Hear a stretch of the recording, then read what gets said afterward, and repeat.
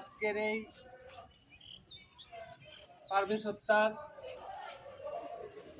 প্রতিবাদে চন্দ্রবৈশা degree college শাখার উদ্যোগে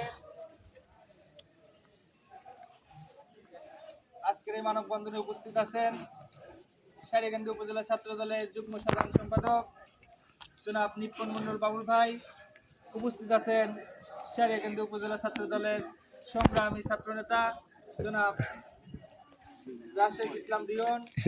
উপস্থিত আছেন চন্দ্রবৈশা কৃষক দলের আহ্বায়ক লিটন ভাই। উপস্থিত আছেন চন্দ্রবৈশা ডিগ্রি কলেজ শাখার ছাত্রনেতা গালিব। উপস্থিত আছেন সৈকত।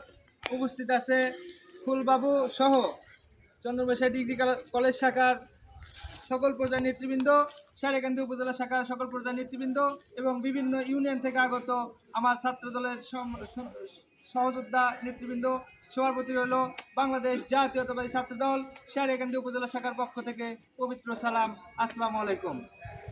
সম্মানিত নেতৃবৃন্দ, আসলে যে অতর্কিত হামলা করে আমাদের সহযোদ্ধা পারভেজ ভাইকে হত্যা চালিয়েছেন, তার হত্যার তীব্র নিন্দা ও প্রতিবাদ জানাচ্ছি। আমি শুধু এই অন্তর্বর্তীকালীন সরকারকে বলতে চাই, যেভাবে এই বাংলাদেশের জনগণের উপর অত্যাচার নিপীড়ন চালাচ্ছেন আপনারা, অনতিবিলম্বে একটি সুষ্ঠু নির্বাচনের দরকার। কেননা একটি নির্বাচনই বলে দিতে পারে বাংলাদেশের জনগণের ভাগ্য, এবং একটি নির্বাচনই বলে দিতে পারে বাংলাদেশের জনগণের সবকিছু দুঃখ এবং কষ্ট লাঘব করার জন্য। বাংলাদেশের জনগণ দীর্ঘ 17টি বছর পরে একটি মুক্ত স্বাধীন দেশ পেয়েছে, কিন্তু এই স্বাধীনতা অর্জন করতে হলে আমাদের সকলকে ঐক্যবদ্ধ হয়ে আরেকটি নির্বাচনের জন্য আমাদের প্রস্তুতি নিতে হবে। প্রিয় বন্ধুগণ, বিগত যে আন্দোলন সংগ্রাম ছিল, বাংলাদেশ জাতীয়তাবাদী বিএনপি এবং তার সহযোগী সংগঠন সকল নেতৃবৃন্দ যে আন্দোলন সংগ্রাম চালিয়েছেন, তার একটি কারণ ছিল এই ফ্যাসিস্ট হায়না সরকার হাসিনাকে বিদায় করার জন্য।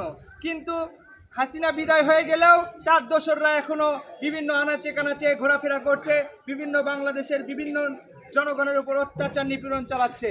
প্রিয় বন্ধুগণ, এই অত্যাচার নিপীড়ন যেন আর দীর্ঘ না হয়, এই প্রতিবাদে, আজকের এই পারভেজ হত্যার প্রতিবাদে এখান থেকে আমাদের সতর্ক হওয়া উচিত।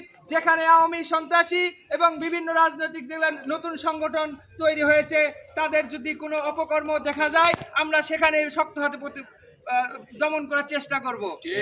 কিন্তু আমাদের বাংলাদেশ একটি সুন্দর এবং সুশৃঙ্খল দেশ। এই দেশে যদি কোনো বৈষম্য রাখা যায়, কিন্তু সেটা বাংলাদেশের জনগণ সেটা মানতে রাজি না। যেখানে বৈষম্য, সেখানে বাংলার জনগণ ঝাঁপিয়ে পড়বে। সেখানে আমরা সবাই ঐক্যবদ্ধ হয়ে কাজ করার চেষ্টা করব।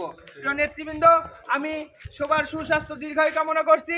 পরিশেষে আবারও বলতে চাই, এই পারভেজ হত্যার তীব্র নিন্দা ও প্রতিবাদ জানাচ্ছি, এবং যারা এই হত্যাকাণ্ডের সাথে জড়িত আছেন তাদেরকে অতি তাড়াতাড়ি আইনের আওতায় এনে ফাঁসির জোর দাবি করছি।